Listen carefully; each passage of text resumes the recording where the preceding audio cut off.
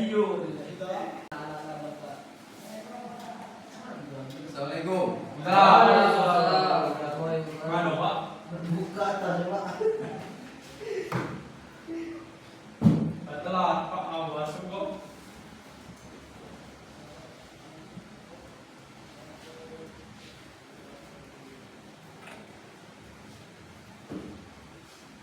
Baiklah, sebelum kita memulai pembelajaran siang hari ini, untuk ketua kelas silakan pimpin doanya.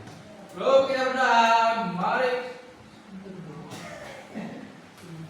Tidak usah main-main ya.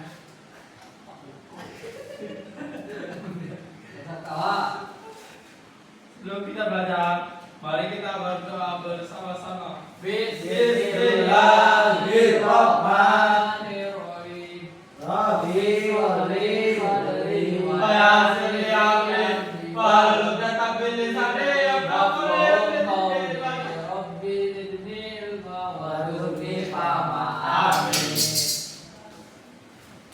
Baiklah, sebelum memulai pembelajaran, untuk ketua kelas, tolong bantu Bapak pasang info ke sini dulu.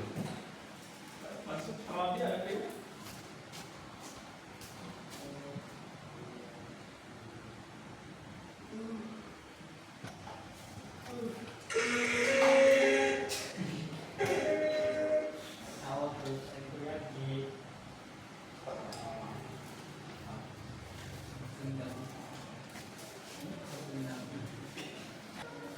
Baiklah, sebelum memulai pembelajaran, Bapak absen dulu ya, satu persatu.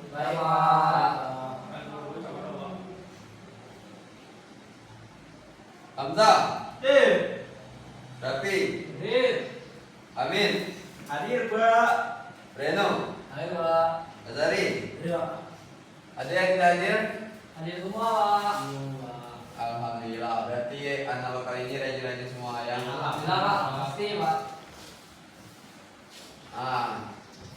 Minggu kemarin kita membahas tentang materi. Untuk anak-anak, apakah masih ada yang ingat tentang materi minggu lalu? Ya, untuk saudara Reno, silakan. Oh ya, haji wada itu artinya perpisahan ya, betul sekali Reno. Beri aplaus untuk Reno. Ada yang tahu lagi? Untuk saudara Rafi, silakan. Tentang Kota Mekah, pembahasan Kota Mekah, Pak. Ya, benar sekali. Beri aplaus untuk anak Rafi. Baiklah, kita akan melanjuti materi selanjutnya, yaitu tentang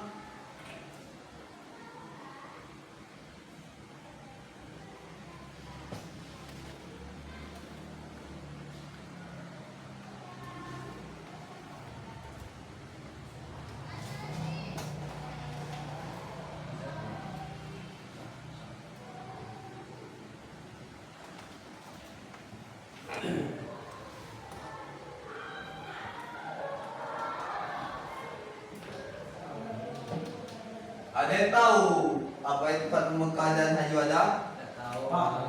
Di sini semua. Oh ya, silakan. 5 menit ya. Ada yang tahu?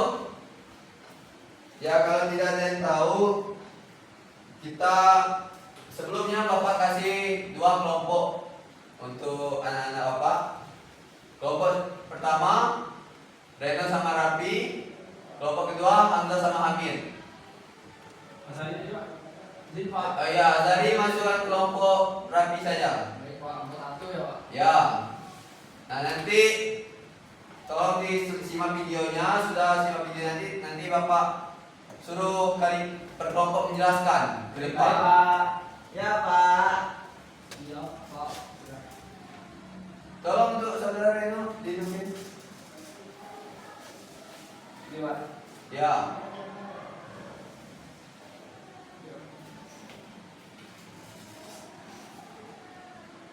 Untuk anak Hamzah, tolong tutup pintu. Anak Hamzah.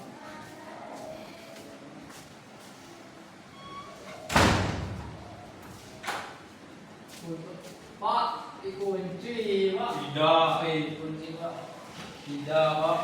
Nanti nilainya yang main-main Bapak. Tidak, Pak. Nah, Pak.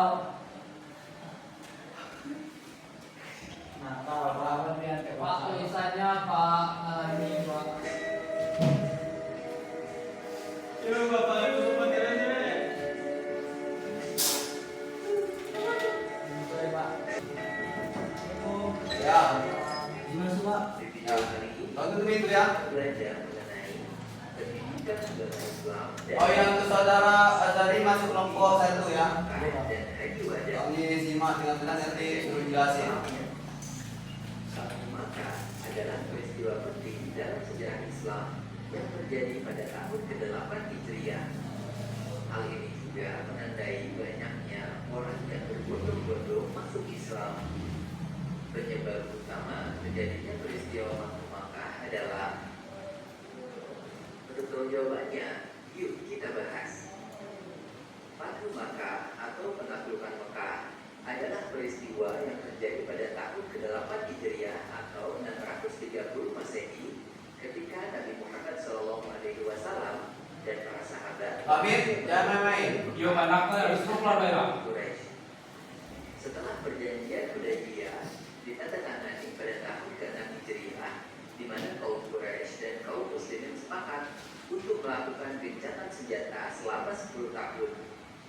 Kaum Quraisy melanggar perjanjian tersebut dengan menyerang suku Bani Khuza'ah yang merupakan sekutu Nabi Muhammad SAW. Pelanggaran ini menyebabkan ketegangan yang akhirnya mendorong Nabi Muhammad untuk mengambil tindakan. Jadi, berdasarkan soal tersebut, maka jawaban yang benar adalah kaum Quraisy melanggar perjanjian Hudaybiyah. Setelah memenuhi penjelasan tentang pengertian Fathu Makkah, dan kita lanjutkan dengan penjelasan haji wajah. Kita semua tahu kan kalau kadang-kadang satu pidato itu bisa mengubah dunia. Nah, hari ini kita akan mengupas salah satu momen paling monumental dalam sejarah, Haji Wada, atau yang dikenal sebagai Haji Perpisahan. Ini tuh bukan sekedar ibadah haji biasa loh. Ini adalah momen di mana sebuah pesan terakhir disampaikan. Pesan yang prinsip-prinsipnya masih sangat relevan sampai sekarang. Biar kita kebayang betapa besarnya peristiwa ini, coba lihat skalanya. Bayangkan ya, lebih dari 100.000 orang. Ini bukan cuma angka, ini adalah lautan manusia, perkumpulan terbesar yang pernah terjadi di Jazirah Arab pada masa itu. Dan mereka semua kumpul untuk satu tujuan yang sama.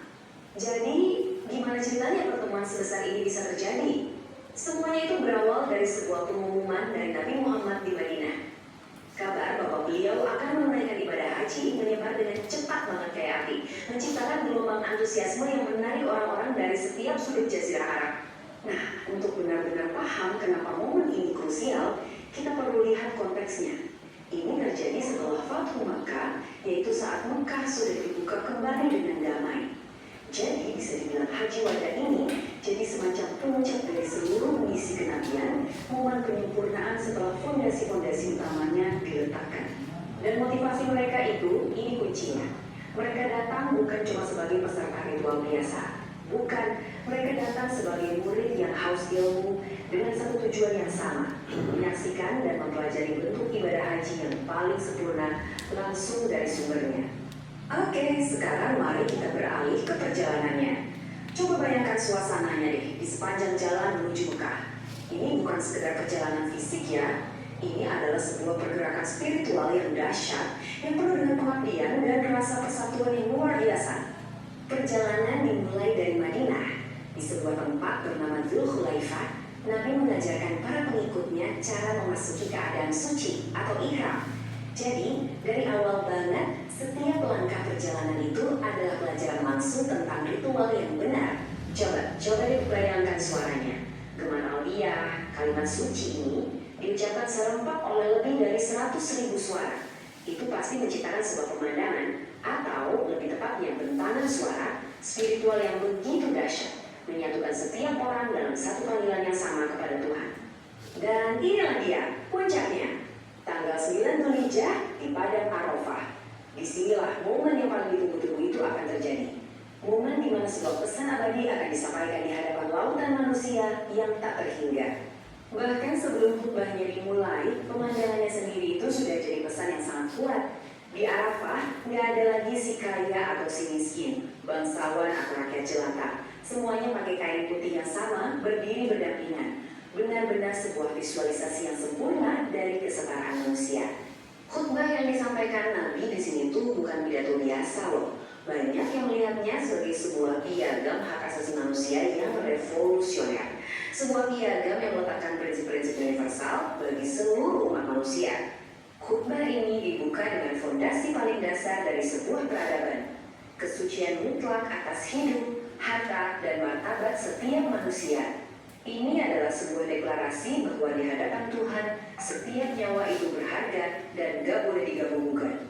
Lanjut, prinsip keadilan ekonomi. Semua praktek riba atau bunga yang memberatkan dihapuskan. Dan yang bikin ini luar biasa, Nabi memulainya dari keluarganya sendiri. Ini menunjukkan kalau hukum ini berlaku untuk semua, tanpa kecuali. Sebuah contoh kepemimpinan yang nyata banget.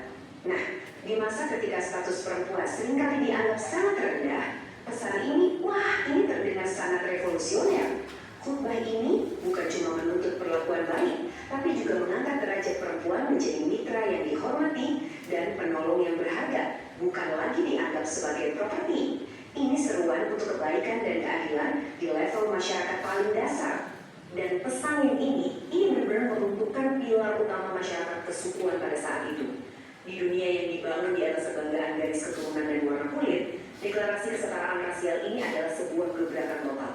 Menegaskan bahwa satu-satunya yang membedakan manusia di mata Tuhan itu bukanlah dari mana dia berasal atau apa warna kulitnya, tapi ketakwaan dan perbuatan baiknya. Lalu pertanyaannya kan, gimana caranya umat bisa tetap di jalan yang benar setelah beliau wafat? Nah, Nabi meninggalkan dua pedoman utama, Al-Quran dan Sunnah, atau teladan dari beliau. Selama mereka berpegang teguh pada keduanya, mereka nggak akan tersesat. Oke, sekarang kita beralih ke bagian penutup khutbah.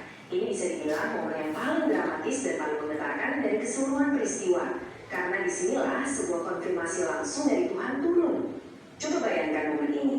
Di akhir khutbahnya, Nabi bertanya langsung ke lautan manusia di hadapannya. Dan jawaban mereka serentak, menggema. Ya, engkau telah menyampaikannya. Ini adalah sebuah kesaksian massal bahwa misi beliau telah selesai ditunaikan. Dan tepat pada saat itu juga, ayat ini diturunkan.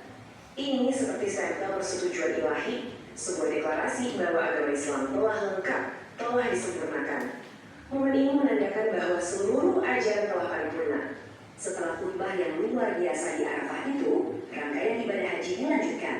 Semua ritual ini, mulai dari Muzdalifah sampai tawaf terakhir, dilakukan dengan tertib dan menjadi panduan praktis yang diikuti oleh jutaan jemaah haji dari seluruh dunia sampai hari ini. Setelah haji selesai, Nabi kembali ke Madinah. Tidak lama setelah itu, beliau jatuh sakit lalu wafat. Fakta ini menjadikan haji wada bukan hanya sebagai puncak misinya, tapi benar-benar menjadi tindakan publik terakhir dan salam perpisahannya kepada seluruh umat. Dan semua ini membawa kita kembali ke masa kini. Prinsip-prinsip kesetaraan ras, keadilan ekonomi, dan hak asasi manusia yang kita bahas tadi itu disampaikan lebih dari 1400 tahun yang lalu. Pertanyaan yang tersisa untuk kita semua adalah bagaimana mungkin pesan kuno ini masih sangat relevan dan bahkan terus menantang dunia kita yang sekarang. Ini sebuah renungan yang layak untuk kita semua, bukan?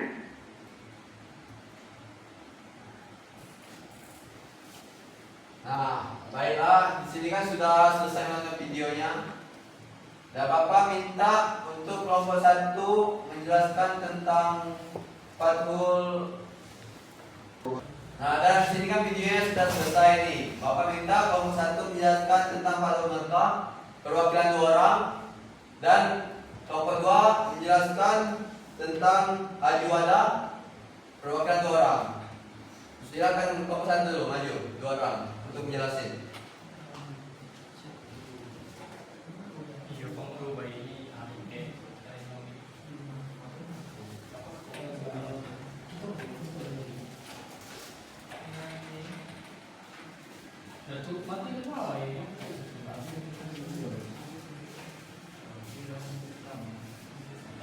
Ya, silakan siapa yang duluan? Saya Pak. Ya, untuk Rafi silakan. Jadi dari video tadi saya pahami yaitu Fathul Mekah itu untuk pembebasan kota Mekah dari kaum Quraisy. Sekian, makasih Pak. Wah, jawabannya sangat relevan. Beri aplaus dulu. Saudara dari Mengungkapkan pembebasan kota Mekah ketika kaum Quraisy melanggar janji perjanjian Hudaybiyah dengan mana dia menyerang sekutu Nabi Muhammad, maka terjadilah pembebasan. Iya, senang sekali. Beri aplaus sekali lagi.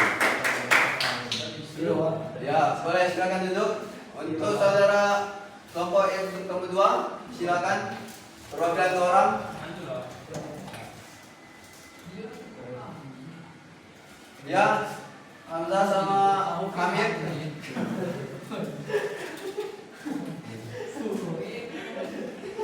Dia dulu aku. Serius. Haji wada, haji Nabi Muhammad itu berpisah dari awal sampai akhir selesai. Oh ya, kamu. Haji Wada tadi Pak, itu Pak pakai baju putih Pak, keliling dakwah Pak. Oh ya, berarti kurang memahami berarti ya dengan video ini. Beri aplaus dulu untuk kamu. Silakan dulu. Nah jadi kenapa disebut haji wada? Yaitu haji perpisahan karena Nabi Muhammad hanya sekali melaksanakan haji. Itu yang pertama dan terakhir. Nah di haji wada juga Nabi Muhammad menyampaikan yaitu khutbah tentang perpisahan. Dan di khutbah itu isinya menjelaskan tentang Nabi Muhammad menjelaskan yaitu ada dua pegangan hidup yaitu Al-Quran dan Sunnah. Nah itulah sedikit pengertian tentang haji wada. Udah ini ada yang ingin bertanya lagi? Ada Pak. Ya, apa yang pertanyaan saudara Hamzah? Bulan apa dan tahun berapa Fatul Mekah terjadi? Oh ya, Fatul Mekah itu terjadinya bulan tahun 8 Hijriah, yaitu bulan Ramadan pada tanggal 20 Ramadan. Itu bertepatan pada 11 Januari tahun 630 Masehi. Enggak, turun loh. Ada yang ingin bertanya lagi? Ya. Kapan haji wada yang dilaksanakan Pak? Haji wada itu terjadi pada tanggal 10 Hijriah atau bulan Maret tahun 630 Masehi. Ya itu. Ada lagi yang ingin tanyakan? Cukup. Ada lagi kita pulang. Boleh Pak. Sudah ini. Baiklah, itulah sedikit materi kita pada kali ini. Nah, dan ini juga ada tugas untuk pekerjaan rumah. Bapak kasih satu kelompok 5 soal. Nah, ini dibagi kalau saudara Azari untuk kelompoknya dibagi nanti ya. Nah, kelompok 2 ini. Saudara Raza, didengar? Ini. Soal.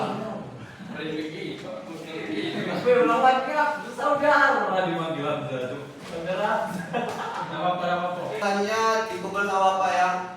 Satu orang tidak kumpul, satu kelompok kena. Baik Kena Pak. sanksinya. Ada sekian Pak. Ya, untuk sesudah ini tolong kerjakan dulu tugasnya di rumah. Udah itu baru boleh main atau sebagai kegiatannya. Untuk ketua kelas, pimpin doa dulu sebelum kita akhiri pembelajaran kita kali ini. Baik, sebelum kita akhiri pelajaran hari ini, mari kita tutup dengan doa bersama. Bismillahirrahmanirrahim.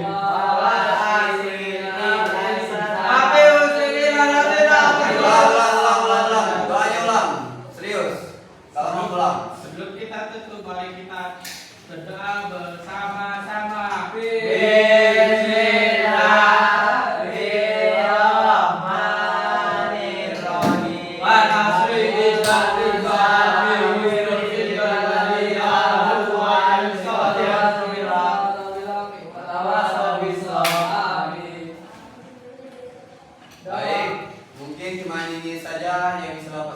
Dan kurang lebihnya Bapak mohon maaf pada Allah Bapak mengampun. Wabillahi taufiq wal hidayah. Wassalamualaikum warahmatullahi wabarakatuh. Waalaikumsalam warahmatullahi wabarakatuh. Silakan pulang.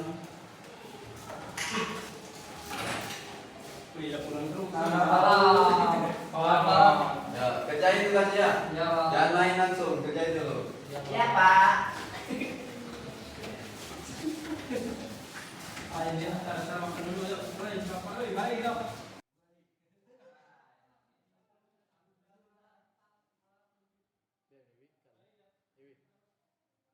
Bi, kan Bi. Bi.